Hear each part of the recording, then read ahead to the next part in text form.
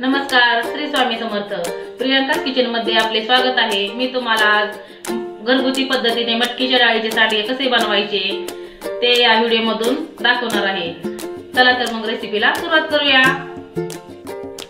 आता मी मटकीचे सांडगे बनवण्यासाठी 1 किलो मटकीची डाळ घेतलेली आहे. मी फक्त मटकीच्या डाळीचे सांडगे बनवणार आहे, कारण ह्या मटकीच्या डाळीचे सांडगे ना नुसतेच मटकीच्या डाळीच्या केल्याने ना सांडगे खूप छान लागतात.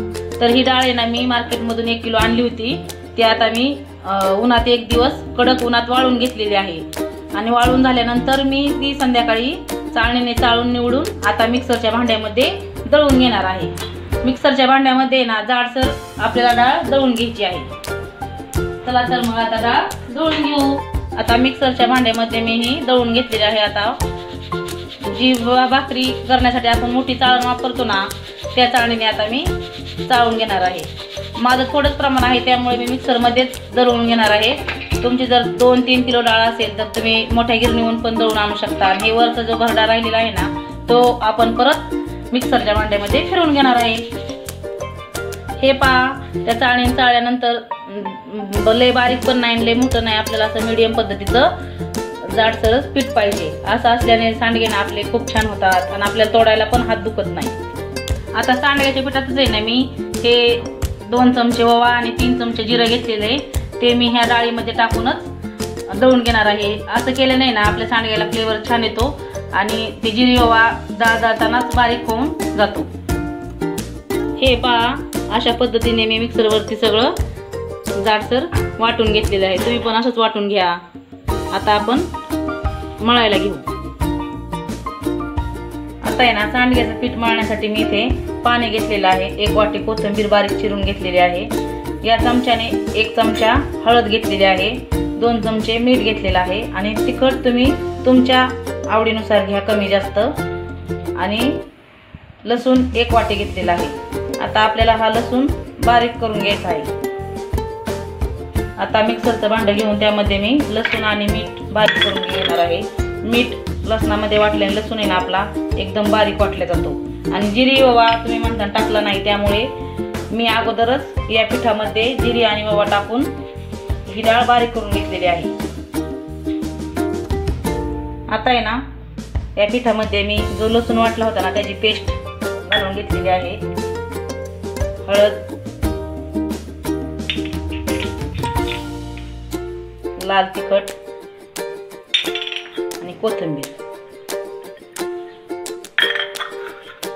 कोथिंबीर वापरलेले ना आपले सांडगे खायला पण छान लागतात आणि दिसायला तर छानच. आता आपण आहे ना हे या पिठामध्ये मिक्स करून पाणी टाकून मळून घेऊ. पहा, मी आता असं पीठ या पिठाचा गोळा करून घेतलेला आहे.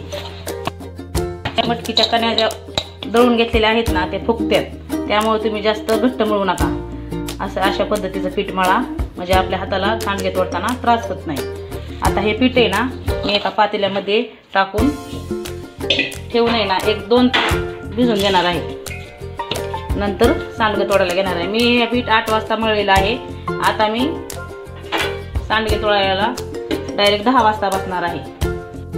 आता हे पहा, मी टेरेसवरती आलेले आहे. आता मी खाली बेडशीट हातरून त्यावरती साडी अंथरून घेतलेली आहे. आता आपलं पीठ इथे 2 तास भिजून झालेलं आहे. त्यासाठी आपल्याला एका डब्यामध्ये पाणी लागणार आहे. हे पहा, पीठ आपलं छान प्रकारे भिजलेलं आहे. आता या पिठाचा मी एक छोटा गोळा घेऊन पाण्यामध्ये आपल्याला फक्त 1 बोट असं बुडून घ्यायचं आहे. आणि मी अशा प्रकारे छोटे छोटे सांडगे तोडून घ्यायचे. सांडगे ना फक्त ह्या 3 बोटाने तोडून घ्या, म्हणजे आपल्या सांडग्यांना शिरा छान येतात आणि आपले सांडगे दिसायला पण. अशा प्रकारे मी सगळे सांडगे तोडून घेणार आहे. चला तर मग आता आपण सगळे सांडगे असे तोडून घेऊ. हे पहा, अशा प्रकारे मी सगळे सांडगे तोडून घेतलेले आहेत. आता हे सांडगे आहेत ना मी 2 दिवस कडकडीत उन्हामध्ये वाळवून घेणार आहे. हे पहा, आपले मटकीचे सांडगे आहेत ना मी 2 दिवस कडकडीत उन्हात वाळवून घेतलेले आहेत. आता हे आपण एखाद्या डब्यामध्ये ठेवले तरी आपले हे 2 वर्ष सांडग्यांना काहीच होत नाही.